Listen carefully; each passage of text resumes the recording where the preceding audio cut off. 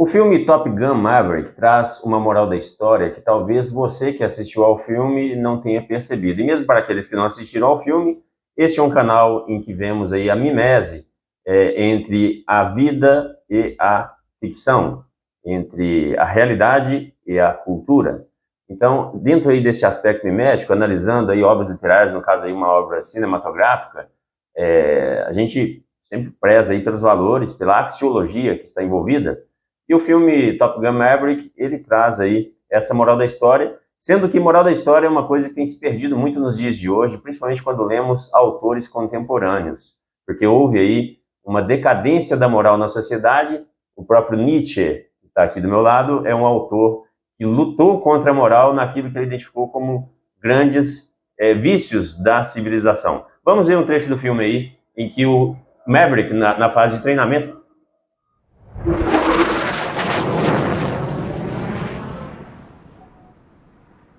passou um avião aqui agora. Talvez seja o próprio Maverick passando por cima de nós aí, tocando os mísseis aí no inimigo. Vamos ver aí a moral da história, mais ou menos no meio do filme, ali na fase de treinamento. Go home. Just get some sleep. Why'd you pull my papers at the academy? Why did you stand in my way? You weren't ready. Ready for what? Huh? Ready to fly like you? No.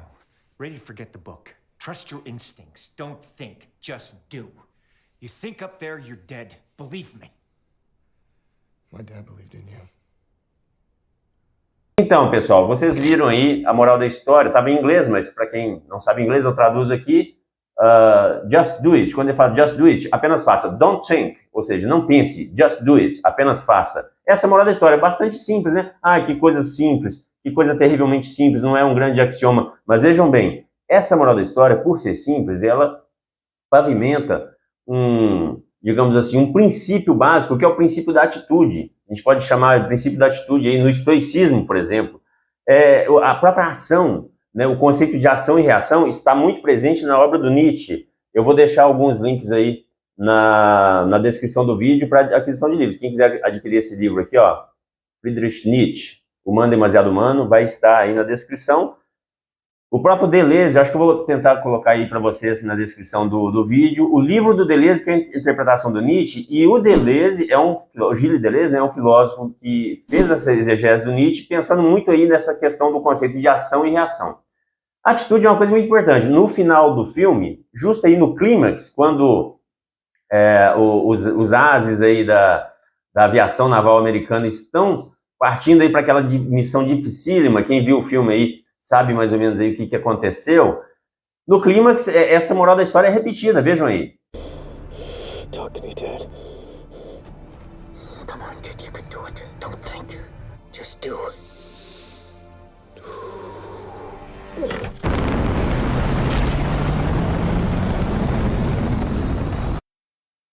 Então, pessoal, aí eu pego aí esse filme e faço algumas correlações que remontam aí até a minha própria obra literária. O meu livro Tolo-Dolo, vai ficar o link aí na descrição, não tem na Amazon, não tem em livrarias virtuais. Esse livro está disponível na Vide Editora. Vou tentar deixar o link aí da Vide Editora para quem quiser adquirir esse livro. Nesse livro Tolo-Dolo, tem um conto em que o conto começa mais ou menos assim, ó. Uma vez o Dr. O disse, para escrever, escreva. Por se tratar de um professor de literatura, além de ser escritor global de primeiro escalão, o rinte pressuposto nesta grande lição agrega importância e ensejo para cismar. E aí o conto continua, né? Katanga queria ter sido escritora, mas não conseguiu. Seu sonho agora é passar a pretensão para Nhanhanga, a guisa da mãe católica que faz promessas a Nossa Senhora Aparecida para filhos ou terceiros cumprirem. Ou seja, Nhanhanga é uma menina negra vivendo na cidade do interior de Minas Gerais, cidade chamada Jacuí, né? Obviamente que a obra é ficcional, mas esse é o contexto aí que foi criado pelo autor, no caso eu, Húmero Cardiosso, e aí esse conto é muito bom, muito representativo aí nessa obra Tolo-Dolo, porque vai mostrar questões o intelectual e o popular, né? Olha que interessante, quando a Katanga chega para negociar com o Dr. Mário a ida de Yanhanga para o Rio de Janeiro para se tornar uma escritora, que é o sonho que ela transfere à filha. Katanga é recebida no suntuoso escritório do doutor, o qual a recebe de braços abertos. É uma honra para mim receber em minha casa uma pessoa como você, uma mulher negra que lê Platão e Aristóteles. Na verdade, doutor Mário, eu não leio Platão e Aristóteles, eu leio Wittgenstein e Bertrand Russell.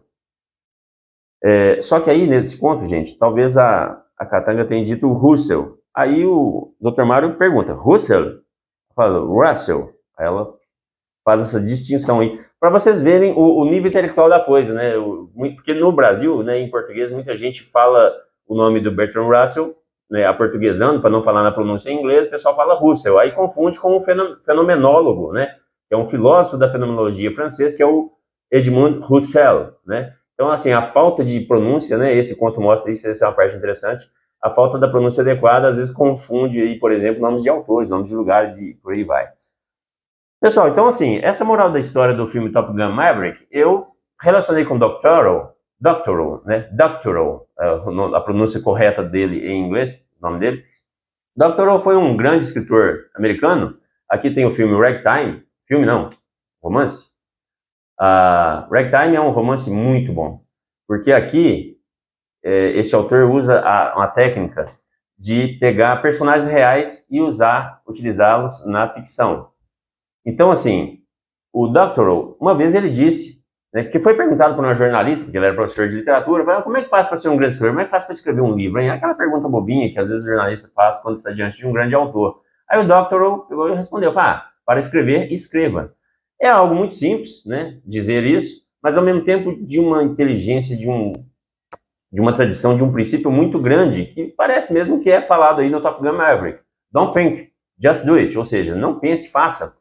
Esse tipo de receita, de princípio, né, de fundamento, serve para qualquer atividade humana. Estou dando exemplos aqui na atividade de escritor, né, porque eu tenho aqui meus livros, e esse é um canal de leitura caótica. Então, assim, eu estou contextualizando na literatura, mas isso serve para qualquer atividade humana. Muitas vezes as pessoas ficam presas aí no empreendimento e não tomam atitude e acabam tomando ferro, né, por falta de atitude. Então, por isso que a moral da história, ela serve para marcar algumas coisas, alguns valores da sociedade. O Top Gun Maverick faz isso, e eu vim trazer isso aqui para vocês. Continuando aqui algumas questões interessantes dessa relação do meu livro com esse conceito de atitude, né, de ter atitude, não se perder. No passado recente da política brasileira, o presidente da República, Jair Bolsonaro, ele tinha um axioma que é bem parecido. Ele falava assim, pior que uma decisão mal tomada é uma indecisão. Então, ou seja, esse axioma que o Bolsonaro usava, essa fala é típica dele, né, tem muito a ver com isso. Com esse, não pense, faça, né? E ultimamente aí, né, na história recente agora, o ex-presidente Bolsonaro está sendo acusado de um golpe que ele não fez, né? Então, ou seja, onde é que está a ação aí, né? Então, essa questão da ação, da reação, porque o golpe seria uma reação a um golpe pressupostamente já dado pelo TSE, uma vez que o Tribunal Eleitoral ele foi uma instância aí muito viciada, porque o presidente do tribunal que regeu o pleito, que regeu o sufrágio, né, era um franco inimigo do presidente, de um dos candidatos, que é um candidato aclamado pela população. Então ficou uma coisa muito estranha essa eleição. Então, ou seja, seria uma ação ou uma reação, um golpe que Bolsonaro não deu. Então, assim, é uma coisa muito estranha que dá, assim, pano para manga aí, para a mídia lavar a égua, ganhar dinheiro, fabricando reportagens e viralizando conteúdo e tudo mais. Eu tenho alguns depoimentos interessantes. O João Gilberto Noll, que não está na thumbnail aí é o Doctoral, né, mas poderia colocar aí também o João Gilberto Noll, que é um autor brasileiro importantíssimo, morreu em 2017. Poderia trazer para esse vídeo aqui pelo seguinte, em 2009, se eu não me engano, 2009, teve um encontro internacional de escritores em Ouro Preto, né? Se não foi em 2009, foi em 2008 ou 2010, foi mais ou menos por ali. E assim, teve muito escritor importante que foi, né? Inclusive eu conheci o Serguilha neste encontro internacional de escritores. Serguilha é um grande poeta português, e eu tenho o prazer de vez em quando conversar com ele. A última vez que eu conversei com ele, ele estava morando em Recife, no Brasil, ele tem muita ligação com o Brasil, vem sempre aqui, publicou livro pela Kotler, que é uma editora muito boa em Curitiba. Eu vi o Serguilha pela primeira vez neste encontro internacional de escritores. Mas, na palestra do João Gilberto Noll, gente, eu fiquei vislumbrado, essa palestra entrou para a memória, porque eu estava num momento em que eu tinha criado o do Ferchal no ano 2000, era um romance inacabado até hoje, eu nunca terminei de escrever o do Ferchal, que é o herói do automartírio, por isso que eu sempre falo nos meus vídeos de automartírio. E eu estava lá na palestra do Noll e o tema era a neurose do escritor, porque o Noll passou umas fases que não conseguia escrever. Então foi muito boa aquela palestra, muito importante para mim e presumo que para os outros escritores que estavam ali. Inclusive eu estava assistindo essa palestra na entrada, eu nem entrei e sentei, porque eram vários sofás. O Encontro Internacional de Escritores de Ouro Preto, ele era tão chique que não tinha cadeiras, eram sofás. Tinham vários sofás colocados ali no saguão, no auditório. E eu, nesse dia, nessa palestra, eu não sentei no sofá, porque eu saí para fumar, eu acho. Ou eu fiquei só na porta. O que eu lembro é que eu fiquei assistindo da porta. Eu estava encostado em um umbral da porta de entrada desse auditório aí, que é onde ocorreu esse encontro. E, inclusive, foi ali em Ouro Preto, ali perto da reitoria, naquele prédio ali, que é antigozinho ali. Atualmente não sei como é que chama ali. Mas fica ali perto da reitoria da UFOP, ali na Barra, em Ouro Preto, né? Aí eu estava encostado na balaustrada de cá, né? Na balaustrada, na umbral da porta de entrada, e do outro lado eu olhei, também fumando um cigarrinho, quem estava ali do lado ali? O Mutarelli, Lourenço Mutarelli, que é um autor que eu admiro, que eu vi ele nascer e crescer enquanto autor na literatura brasileira, porque eu acompanho o Mutarelli de quando ele era mero desenhista, roteirista de história em quadrinho. Depois ele se enveredou pela literatura brasileira, deu muito certo, e eu acompanho a trajetória dele desde então. E aí eu vi o Mutarelli, até pensei em começar a conversar com ele, não conversei com ele ali naquele momento. Mas enfim, a palestra do Noll foi muito incrível, porque falava da neurose literária, como que o Noll voltou a escrever, porque ele teve que vencer essa barreira psicológica de não escrever. E aí a gente pensa em qualquer atividade humana, às vezes a pessoa tem um empreendimento, por exemplo, gravar vídeo aqui no YouTube. Eu tenho maior dificuldade, eu já deveria ter feito esse canal aqui há 5 anos atrás ou mais, comecei agora. E aí assim, cara, para gravar, grave, foda-se. Então, é um princípio aí de don't think, just do it. Muito importante para qualquer pessoa. Então, por isso, esse vídeo contribui muito para vocês. Espero que vocês estejam se divertindo aí, vendo autores, vendo alguns relatos interessantes. Voltando aqui no Mutarelli, aí esse dia eu assisti a palestra e vi o Mutarelli do meu lado fumando cigarrinho, e eu fiquei pensando, putz, eu estou aqui, era 2008, eu não tinha nem começado minha obra literária, que eu comecei em 2011. Publiquei o primeiro livro em 2017. E eu pensando em ser autor, entrar naquele meio tão difícil, tão fechado, né, tão cheio de portas fechadas. E aí eu pensei assim, cara, o Lourenço Mutarelli tá aqui, cara, fumando cigarrinho ao meu lado, poderia conversar com ele. Aí não puxei papo, não conversei, falei, deixa pra lá, né, vou ficar tietando, né, isso chega a ser uma tietagem. Muito tempo depois, o Mutarelli veio a São José dos Campos, e aí deu uma palestra ali na antiga Câmara, que fica ali na Praça Afonso Pena. Eu estava lá, fiz algumas perguntas, inclusive lá em Ouro Preto, em 2009, eu fiz perguntas para o Mutarelli na palestra dele lá em Ouro Preto, e aqui em São José dos Campos também. E em São José dos Campos também eu fiz perguntas, e sempre provocantes, né? Perguntei para ele sobre a questão da bunda no livro O Cheiro do Ralo. E foi interessante, lá em Ouro Preto, foi interessante que o Mutarelli se saiu super bem, porque aí ele começou a relacionar com Dante Alighieri, na Divina Comédia, que tem aquela questão dos corpos ali que se misturam, naquele flagelo do inferno.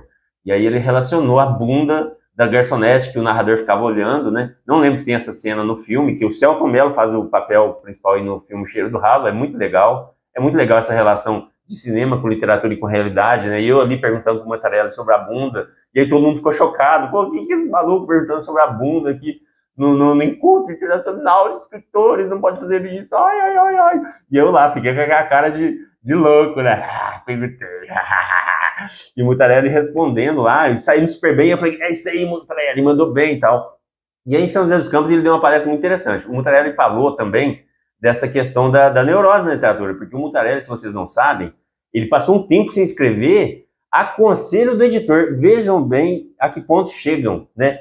Certos autores que são brilhantes, poderiam continuar produzindo, aí chega o editor e fala assim, não escreve mais não, para um pouquinho, porque o mercado, porque uma série de questões e tal, aí dá um caô ali, explica pro cara que ele não deve escrever e ele para de escrever. Na época, eu acho que ele estava fazendo uma residência, né, porque tem autores importantes que fazem residência, né, ganha uma bolsa, vai morar, foi fazer uma residência em Nova York, não sei se foi com bolsa, desculpa aí, Mutarelli, se você estiver assistindo, não sei se foi com bolsa, eu li notícias sobre isso há muito tempo, não lembro direito, mas eu sei que o Mutarelli estava morando em Nova York, era uma residência, paga ou não, para fazer uma experiência, uma imersão para escrever algum livro. O livro mais recente do Mutarelli, vou deixar o link aí na descrição para quem quiser comprar, eu não li ainda, não comprei ainda, que é o Grifo de Abdera. Pela sinopse é muito interessante, então procurem saber sobre esse livro do Mutarelli, o Grifo de Abdera, que é o último livro dele. Vou tentar também deixar O Cheiro do Ralo aí para quem quiser adquirir e ler O Cheiro do Ralo, que é um livro fininho, super gostoso de ler, dá para ler em 5 dias. Nesse dia, o Mutarelli falou sobre O Cheiro do Ralo. Não sei se foi a partir de uma pergunta que eu fiz, mas ele falou que escreveu O Cheiro do Ralo em 5 dias. E aí eu me inspirei e falei, putz, o que é atitude, né? O que é o cara pega e faz, né? Eu admiro muito isso, tanto é que escritores que escrevem muito são escritores que adotaram isso, né? Esse dispositivo antineurótico no seu modus operandi. Então, o Mutarelli fez isso, escreveu O Cheiro do Ralo em 5 dias. E, cara, um livrinho bom daquele, virou filme, faz parte da cultura nacional no cinema aí. Falei, cara, eu vou escrever um livro em 5 dias também. E aí peguei e comecei, né? Tive uma ideia para um livro e tal. Na época a Lava Jato estava bombando, era 2000 e... Essa palestra foi em 2018. Foi em 2018. Aí eu escrevi, só que eu não consegui escrever em 5 dias. Eu escrevi em 20 dias este livro maravilhoso, que é um romance, uma novelinha, cujo personagem, Luper Vulpes, é um lobisomem. O Luper Vulpes é um lobisomem, editora Itapuca. Eu lancei pela Itapuca, que é uma editora muito boa, muito simpática lá em Niterói, que é a editora, inclusive, do grande romancista Celso Postas Júnior. E aí eu lancei o Lobisomem lá, escrevi em 20 dias, já pensando em concorrer prêmio, não ganhou prêmio nenhum, porque é uma história muito boa, que tem uma série de questões. Aí se me exclui ali com a Lava Jato, eu tentei fazer essa relação de realidade e ficção, pegar alguns elementos da realidade, aí peguei a Lava Jato, peguei uma operação da Lava Jato ali, contextualizei essa história ali, não ganhou prêmio talvez um pouco por isso, né? Porque o pessoal, eu fiz alguns testes, inclusive em feira literária, o pessoal não estava gostando muito da Lava Jato, não. É uma coisa engraçada na cultura brasileira, né? Porque eu achava assim, cara, a Lava Jato foi a grande operação de desmantelamento da corrupção atávica que tem no Brasil, as pessoas vão gostar muito, vai bombar. Eu acreditava numa certa consonância de vontades, numa certa unanimidade, né? E aí depois a gente viu que aí o Bolsonaro foi eleito, aí teve a Vaza Jato, aí queimou o filme, aí os grandes heróis da Lava Jato se tornaram persona não gratas, né? Digamos assim, o Moro, o Delanhol foi caçado, o Moro está em vias de ser caçado também, está enfrentando julgamentos aí, tendo que ficar sempre na berlinda, né? Então, ou seja, houve uma degenerescência, né, de todo esse movimento de luta contra a corrupção. Tipo, a corrupção passou a ser bem vista no país. Os jornalistas que antes combatiam, mostravam, denunciavam, pararam de denunciar e começaram a combater outras coisas que não tem nada a ver, né? Então, é ridículo, é ridículo. E aí é isso, galera. O Lobisomem, esse livro é fantástico. Vou deixar um link aí também para vocês adquirirem o Lobisomem. Leiam esse fantástico livro. Cara, os elogios que eu recebi, e foi o meu livro que teve mais venda, né? Me deu lucro, de fato. E aí os elogios que eu recebi do Luper Vulpes, teve gente pedindo para fazer a parte 2, né? E eu já tinha mesmo a parte 2 em mente, mas tanto livro para escrever, acabei não escrevendo. Então, gente, aí é esse o patrimônio, né? O João Gilberto Noll, lá em Ouro Preto, ele já faleceu, tal, escreveu livros fantásticos, né? Eu vou deixar algum link aí também para quem quiser adquirir alguma obra do João Gilberto Noll. Se eu não me engano, é o livro Armada, que é um grande livro, conceituadíssimo, o livro dele, não li ainda, também vou adquirir. Se vocês compram um livro no meu link aí, vocês me ajudam, tem uma forma aí de vocês se inscreverem no canal e acompanharem meu trabalho e me ajudar, né? Qualquer centavo que cai lá das compras que vocês fazem na Amazon, eu sou associado à Amazon, então eu vou estar ganhando uma graninha ali que eu vou converter em livros e trazer mais coisas aí para vocês. Então é isso, ó. Agir de forma impensada não é parte desse princípio de don't think, just do it. Tipo assim, não pense, faça. E não quer dizer assim que um autor que adota esse conceito, ele vai sair escrevendo a Deus dará de qualquer jeito. Eu já fiz experiências assim, acaba que fica tudo uns livros sem finalizar, depois às vezes eu retomo para poder dar aquela trabalhada que dá muito mais trabalho do que planejar um livro antes de fazer. Então, ou seja, agir de forma impensada não tem a ver com atitude, né? Então aí que entra o aprofundamento aí da filosofia. E interessante, ó, vamos remontar aqui a Goethe. O Goethe, que é um grande autor alemão, os livros do Goethe são tudo... Eu não tenho nenhum livro aqui para mostrar, mas é tudo catatal, tudo livro grosso pra caramba, difícil de ler. Ele criou o romantismo lá antes do romantismo chegar no Brasil, no século XVIII, né, nos anos 700. Né? Porque aí o romantismo chegou no Brasil atrasado, né, porque chega de navio, e aí atravessa o oceano, é transatlântico, né, o romantismo chegou no Brasil no século XIX, nos anos 800. O Goethe, quando ele criou o romantismo, era um movimento literário que chamava Jung und Sturm, que tem a ver com impulsividade, né? ímpeto, né? Porque o conceito de drunk, se eu não me engano, não sei se é drunk ou se é storm, né? Storm tem a ver com tempestade em inglês, né? Que é storm, e aí tem a ver com ímpeto, né? Acho que é o storm, né? Que é o conceito de ímpeto, impulsividade. Então tem a ver com esse conceito de ação, de fazer. Tanto é que o Goethe escrevia muito. Ou seja, para escrever, escreva. Dr. Who já disse. Então, muito interessante. O Maverick é um filme muito bom, que mostra esse conceito duas vezes, vocês viram aí as cenas aí. Vocês vão assistir o filme aí, quem já assistiu vai assistir de novo aí com essa visão de, cara, como que o filme é um filme que mostra atitude, né? Mostra aquela coisa de... Gente, como esse é o canal Movimento Verde e Amarelo, tem a ver aí com Cassiano Ricardo. Deixa eu pegar aqui. Há 100 anos, praticamente 100 anos, o Cassiano Ricardo criou o Movimento Verde e Amarelo. Tá aqui um livro dele que é uma relíquia, né? Borrões de Verde e Amarelo, né? É um livro vovô. Esse livro eu comprei num sebo lá no Rio Grande do Sul, porque o Cassiano Ricardo, quando ele morou no Rio Grande do Sul, ele morou em Vacaria. Ele desovou esse livro lá, que é um livro de gráfica nesse livro. E aí eu adquiri por sebo, caríssimo, que é uma relíquia, eu paguei R$300. Mas vou vender ele futuramente por R$1.000, tá? Eu vou botar ele à venda por R$1.000, porque é uma relíquia, é um livro importantíssimo. Estou lendo ele ainda, da época em que os livros eram feitos com páginas emendadas. Deixa eu ver se eu consigo mostrar para vocês aqui. Por exemplo, aqui, deixa eu pegar uma página. Ó, por exemplo, aqui, ó. Ó, tá vendo? As páginas, elas vêm emendadas. Por quê? Porque era a forma da gráfica trabalhar. Que pegava uma folha, imprimia, depois dobrava e colava o livro. Tá vendo? Então, essas páginas são virgens. Nunca ninguém leu esse livro aqui, olha pra vocês verem. E eu vou rasgá-las todas. Porque a pessoa que comprava livro na época, um livro com páginas emendadas assim, ele saía rasgando. Algumas páginas foram rasgadas aqui, porque de fato alguém deve ter lido. Aqui, ó, outra página emendada aqui, ó. Tá vendo? Então, ou seja, esse livro... ele é, aqui no caso caiu a capa já saiu, ó. Vou vender por R$1.000 futuramente, é uma relíquia. Quem quiser comprar esse livro não existe. A própria Fundação Cassiano Ricardo em São José dos Campos não reeditou esse livro. Por que será?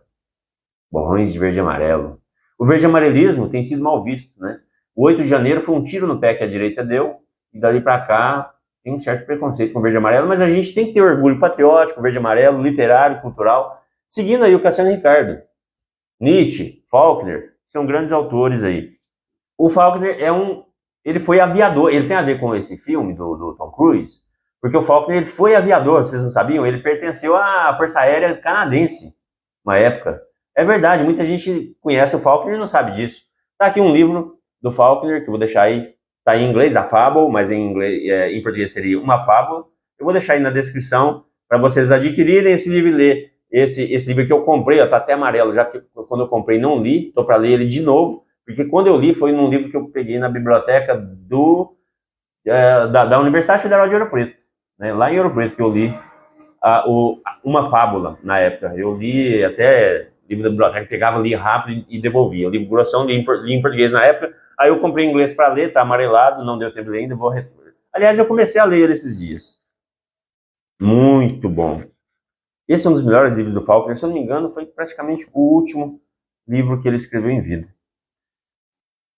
Para encerrar, um poema do Cassiano Ricardo. Eu mostrei o Cassiano Ricardo aqui, Movimento Verde e Amarelo, vou mostrar aqui um poema dele. Vou fazer a interpretação semiótica dele, vocês vão ver que interessante. O poema fala aí, né? Ave, bela ave bélica. Ou seja, está falando de passarinho, né? E está falando de avião. Ave bélica, ele está falando de avião de guerra, né? Então vejam bem, é um poema que o Cassiano Ricardo está falando de avião de guerra, né? Tá falando de passarinho, ó, tá aí no meio aí, pato, selvagem, ave. Então percebam que existe uma relação de caça e caçador, os próprios caças aí do filme, né? Então esse poema tá falando dessa luta, dessa guerra, utilizando aviões. E aí percebam, é um poema concreto, vocês estão vendo aí que é um poema que usa e abusa da imagem, então ele tem essa relação semiótica. E aí vocês param para pensar na seguinte análise que eu faço. Estão vendo esses traços aí?